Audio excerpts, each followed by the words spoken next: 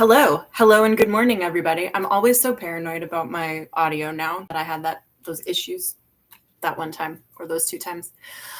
Hi, welcome back to Sensitive Artist Sunday. Another week over and a new one just begun. I am very excited to be back this week. Last week, I wanted to do it, but I was simply not in a state to do it. Suffice it to say, after you hit a certain age, be careful with how much you drink, or you may end up with a 2-day or more hangover over nothing. It's embarrassing. Anyway, that's what happened. I was not in a place where I thought I would present a particularly good face, so I just decided, I thought I might do it later this week, and then things got busy, and I didn't.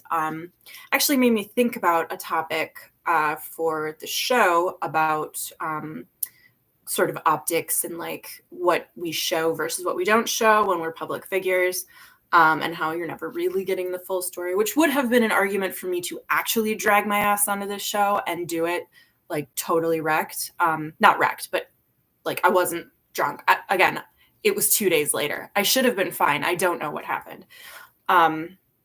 Getting old sucks. But I didn't. So that'll be something for a later day. And I was going to talk about that today, but I have another topic that I think is a little bit more of the moment, given that today is, if you're watching it live or if you're watching it later, either way, today is June 15th, Sunday, June 15th. Yesterday, June 14th, obviously, was Flag Day, someone's birthday probably. And the No Kings protest, day of protest.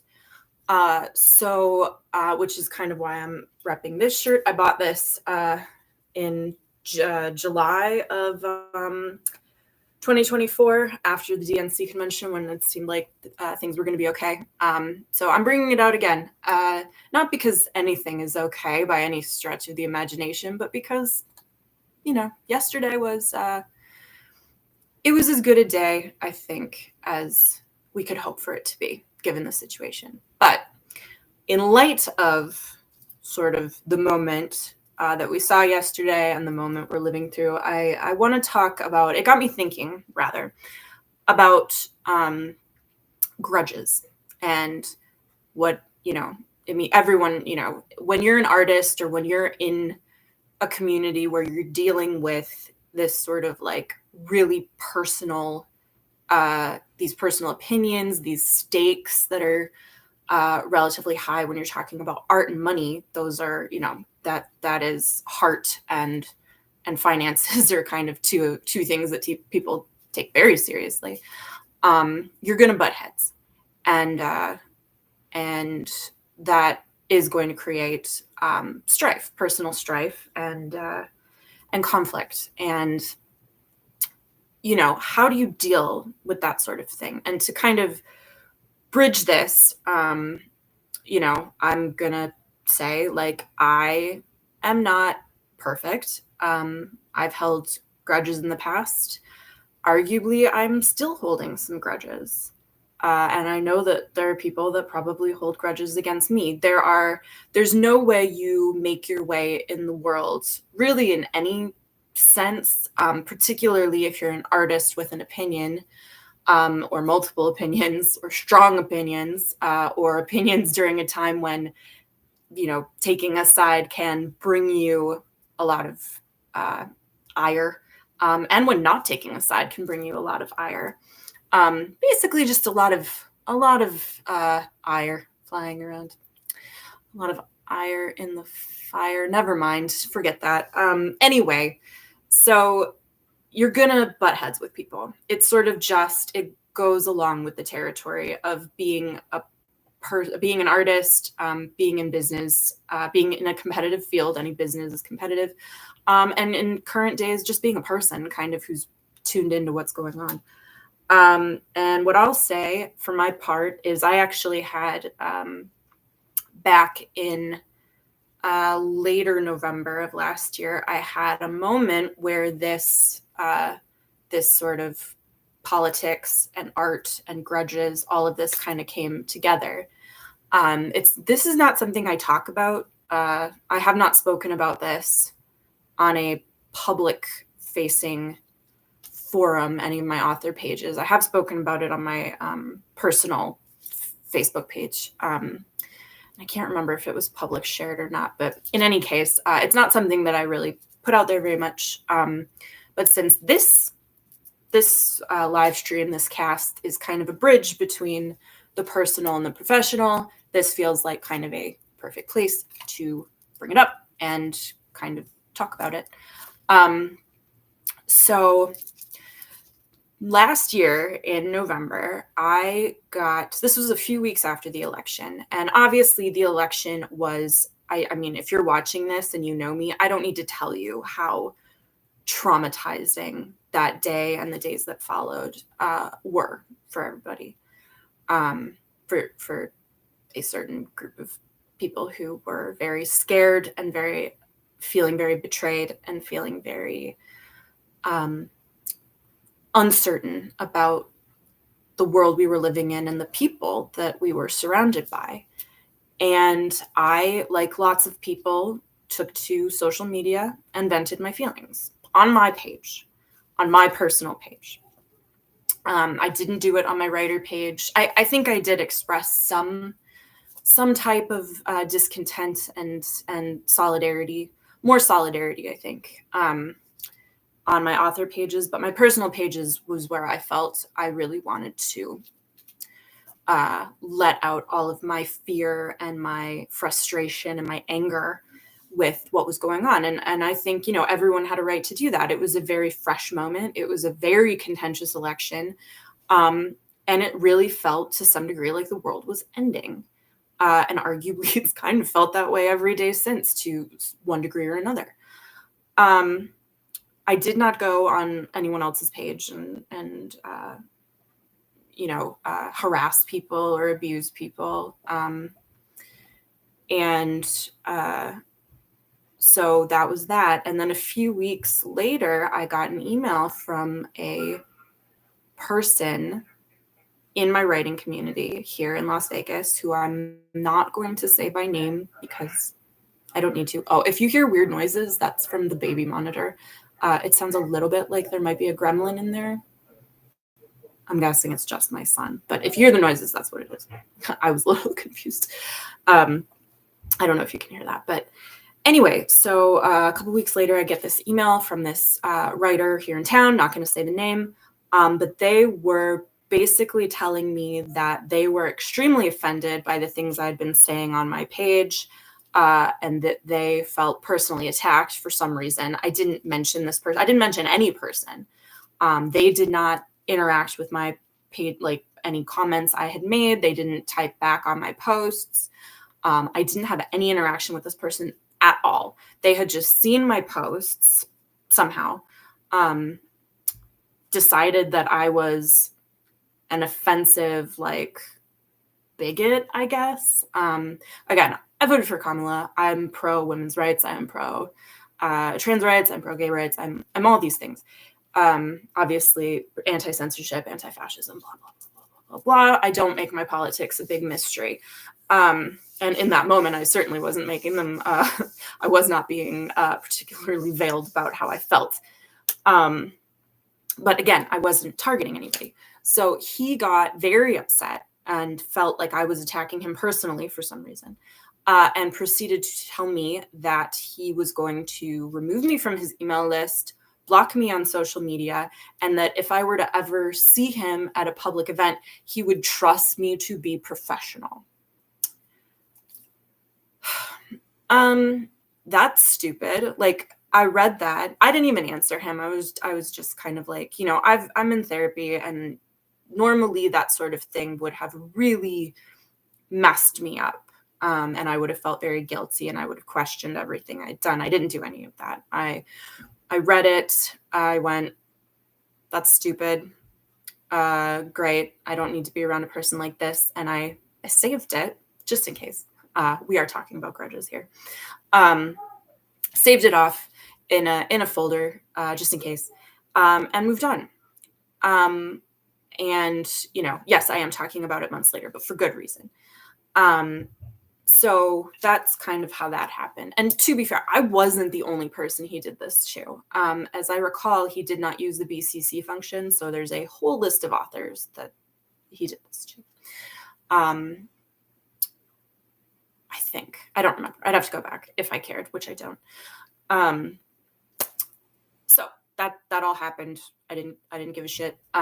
It's, I don't need that kind of crap. Like, it's kind of just bitchy, immature. Like, get over it. If you have a problem with me, maybe talk about it. Maybe say anything to me directly before you cut me out. And if you can really cut me out that easy, like, clearly there was nothing between us anyway. I don't, fine.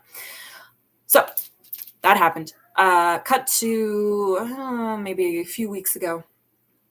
I start seeing this person, kind of, he's a presence in the community. It's a he. I feel like it shouldn't be a surprise that it's a he, given what he was so offended about, or what I presume he was so offended about.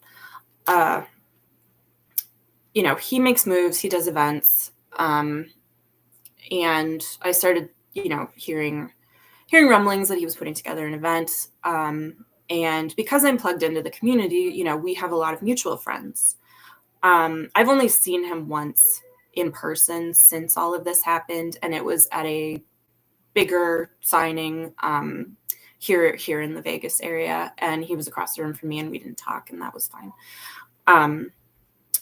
As I sort of expected, we wouldn't if we ever did cross paths again, which Vegas isn't that big of a literary community. Like, it's big, but it's not huge. Like, you're going to cross paths. So he's putting together this big event. People are, and people I know and people who are members of Sin City are part of this event. And I'm guessing if you are in Vegas now, you know who I'm talking about, and it's fine. This is all sort of anecdotal to a larger point. I don't care. But there are people in Sin City Writers who are part of this event. That's fine. They can do it. And, I run the newsletter, so they're asking me to share the event. And there's a little bit in me that's like, I really, after what he did and what he said and what I know him to be, I really don't want to share this event. But I do. And that's, my son is having problems getting dressed, apparently. It's okay. They know I'm doing this, so. But this is what I'm talking about. Like, if you're going to hold a grudge, like, if I was one to really hold tight to a grudge, I would be saying, I'm not going to share that event because of who's, kind of involved with the managing of it, and like, who's behind it, and what I know, and I'm mad, and I feel, I'm angry, and I want to take it out on whoever. I'm not going to do any of that because there's a number of reasons for that, but part of it is because I don't really think that there's a point to it. I'm getting so distracted.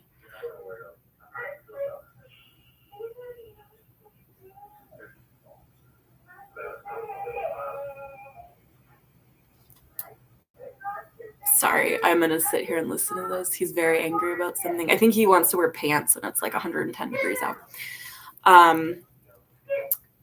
What was I talking about? Okay, so this is a live video, people. If you're watching it later, it was live at one point. And I don't feel like getting up and dealing with the monitor. I completely forgot that it was there. So why I'm not, kind of being like, I'm not going to share stuff. It's because I don't think I need to. And the reason I think I don't need to is because it's petty and it's pointless. If you have someone do something like that to you, immature, sort of knee-jerk reaction, and I mean, it is his right to unfollow me. He can do that. But he could have easily done it and just not sent an email. Just, you can unfollow me. You can take me off your list. I don't care. Don't make it my problem. But like, there's no point in me, you know, messaging back to one of the writers who I, have a good relationship with. To my knowledge, this is the only person that's ever really taken exception to me in this way. But I'm not going to put someone else in the middle of this and be like, I can't share this event because of blah, blah, blah, and personal things, and et cetera, et cetera. I've seen so many good organizations and infrastructures fall apart because of that kind of thing. And I don't think it's worth it because of something that someone else did. I am not going to compromise my network, my relationships, my community because of someone else. So that's kind of how I feel about like how I handle an interaction like that. The other reason, and before you start thinking that like I'm this, sort of altruistic, like either altruistic, perfect angel, or some kind of sap who just lets themselves get walked all over. I'm spiteful as hell. I do not think what he did was fair or right. I don't like it. I don't dwell on it, but if I'm here talking about it, yeah, I'm pissed. I don't think it was a fair thing to do.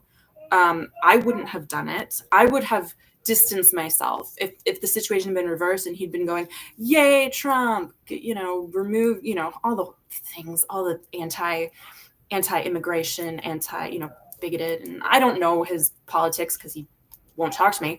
But like, if it had been that, it would have been a situation of just like, okay, well, that relationship's over, and it would have been done. And I would have just been professional if we'd met each other in person, and I would have kept my distance, and that would have been that. Obviously, I'm getting very heated about this because it was just handled so badly. So no, I am not this perfect forgive and to forgive is divine kind of person. Like, I'm mad as hell about that. I think it was dumb. And, I would have rather it didn't happen. And I don't like that it did. I don't like that it put me in a position where I have to now, have this person who I feel like I have to walk on eggshells around for no reason. When all I did was share my own opinions on my page. I don't like feeling persecuted for that.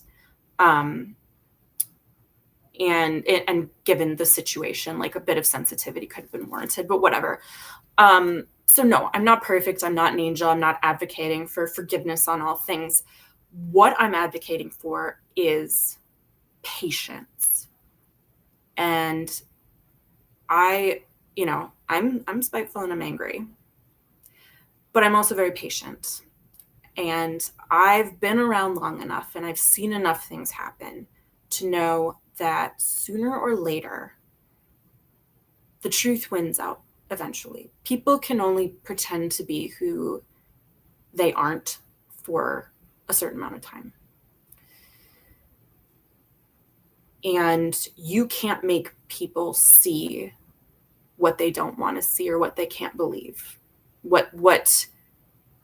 You can't make people see something different than what they think they see happening right in front of them, I guess is what I'll say.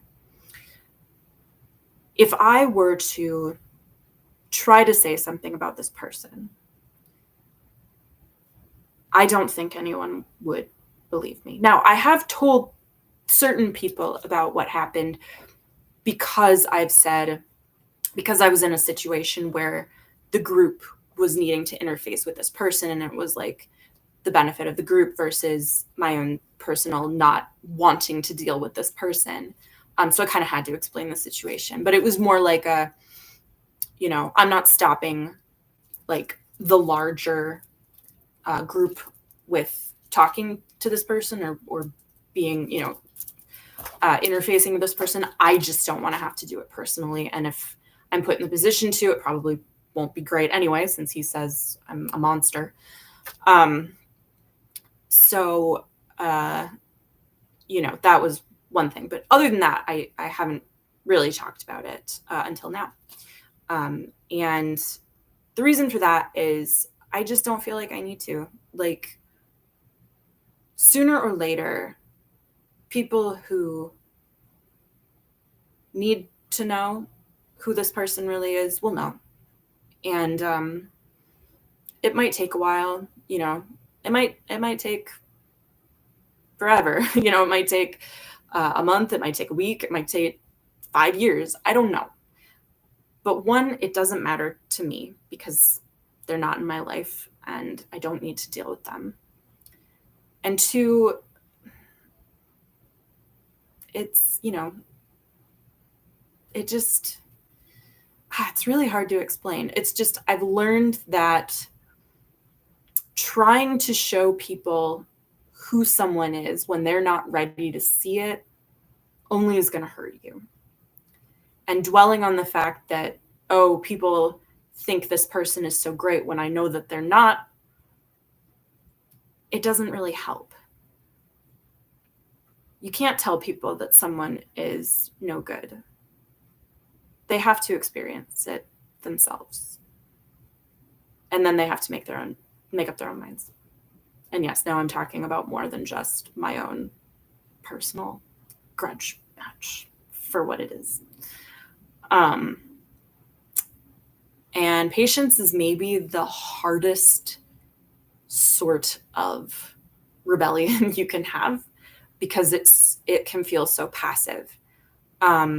Raging and screaming and beating your fists and all of that is kind of seductive because it's at least something to do. But in the end, screaming at people about how bad someone is and how wrong they are and how you shouldn't trust them isn't really going to do a whole lot until they accept it for themselves and until they see it for themselves. So, like, there are better ways to handle it. For me, like, one of the quotes I have a little like board of like a backlit board that you can put like words on. It's kind of like a marquee sign. And I have it set up with the phrase "use your rage" right now with a little heart and a smiley face, and it's got a rubber chicken next to it because that's just the kind of person I am. But like, using your rage doesn't have to mean raging. Using your rage means, for me, when I get into situations where like for example, this person, not the big monster guy who overshadows all of our lives, not that person, my person. I heard that he was bad-mouthing one of my groups, and I got really angry about that. And, but it was third hand. It wasn't like someone had said to me, oh, he said something to me directly about whatever. It was someone told me that they heard him say something. And it's like, okay, well, that I can't do anything about that. So it's a situation where like that pisses me off. Obviously, anyone would be pissed off about that. I'm mad. And, I would never do that to you, except I'm doing it now, I suppose. I'm not doing it to anybody directly. And technically, I'm not even ever saying the names. So anyways, like I can sit with that. I can be angry for a minute. And I should be, because if you bottle rage up and try to suppress it, that only makes it worse. So feel it for a minute and then take that energy and channel it and convert it into something productive. Like, I take the anger I feel. If he's bad-mouthing my group, I'm going to take it. I'm going to take that anger and I'm going to use it not to do anything to him. I'm going to take that and I'm going to use it to make my group better. I'm going to go find another resource. I'm going to go do some promotion. I'm going to use my anger at you, that guy, to better my life and the life of the people that I serve. That is how I use my rage. And I would say, if you can find a way to do that, that is better than just screaming and yelling. Now, when you are asked, now this is not anything against the protests from yesterday. This is a totally different thing. I would say that was the protests yesterday were using rage in a very good and ultimately pretty peaceful way. I haven't heard anything about any riots or anything like that. So good job, everybody. Well done. That being said, once you get to a point where someone does ask you directly, or they mention something about, oh, I had a real problem with whoever, that is your time to really use your rage and let it go once someone is ready to hear it. Before that, just, you can keep your spite. There's nothing wrong with being angry about someone who is a dick to you. Like, you can be angry about that. That's fine. You should be angry about that. Don't stand for people being a dick to you. But respond to it in a way that is productive. Be angry. Use that anger in a way that is creative and not destructive, whatever that means to you. If that means going out and doing something to serve your community. A lot of times when I'm feeling angry or frustrated, I go to my critique group and I make sure to give feedback to other people. That really makes me feel good about my community, my role in the community. And, be patient, because like I said, the truth always outs eventually. And I will leave you with one more story about me kind of being a bitch. Again, I know this video doesn't portray me in a particularly great light, but that's what this is all about. Like, this video is not really about, look at me, I'm so great. This video is about, look at me, I'm a person and I have problems and flaws and, all that stuff like everybody else. So the reason, truth always wins out. The reason that I believe that is because there was a time where I was not patient and I learned a pretty heavy price from it. My best friend from first grade on, she was getting married for the first time. And I was one of her bridesmaids. She only had 3. And the guy she was marrying was an asshole. We all knew he was an asshole. She didn't let us meet him until the day of the wedding. So even I think she knew he was an asshole, and she knew that if we met him early, we would try to talk her out of it. So but it was her wedding day. I kept my mouth shut. They got married. He was an asshole all through it. It was a fun wedding. It was a really fun wedding. Funny story, the venue she'd chosen for the reception closed the week before she was supposed to have it. So we had the reception in like a closed, empty restaurant. And then at the end of the night, they were just giving away shots of limoncello because they were like, we're closed. We have to get rid of this. So it was actually pretty fun, but also like, oof, that's probably not a great sign. So she got married. That was all fine. I didn't really see her a lot after that because she was, didn't want to hang out with her husband, didn't want to do group dates, things like that. Finally got together with her one Halloween. So, and had a huge blow up about her husband treating my husband. It was me, my sister, and our husbands, all 3 of us. It was kind of like a triple couple date. And her husband got pissed off at our husbands. I should be using names, but I'm not going to, because he thought that our husbands were going to kick his ass, which they would have been within their right, but neither my sister nor mine would ever do something like that, no matter who deserved it. Not to a friend or a supposed friend. And basically we got into a huge blow up fight and she stormed off, ruined Halloween. The next day I get an email from her saying, I need to apologize to her because of something. And I, maybe looking back, like I probably just should have said, really I should have said, let's talk in person. And we could have had it out at least. And we could have maybe come to some kind of understanding. Instead, I sent a extremely angry and kind of defensive, I guess would be the word, email saying like, I can't be around your husband anymore. Like, he is not good. He's a jerk to you. He's a jerk to my sister, my family.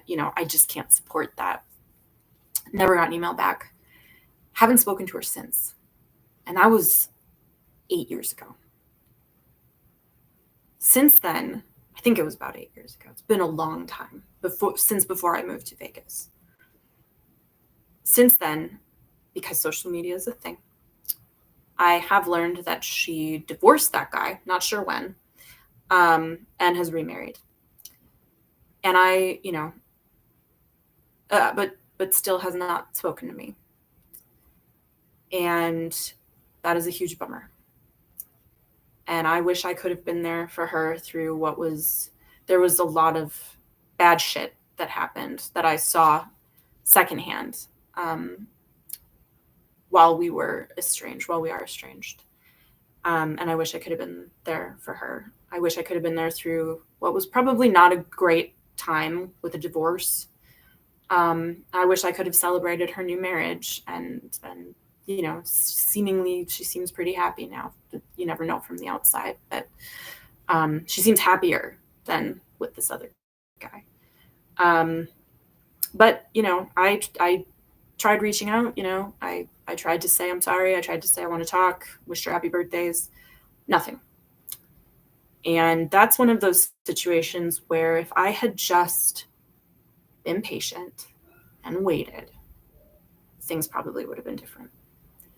And she would have seen the truth of her situation, because she did eventually see the truth of her situation, because she's not with him anymore.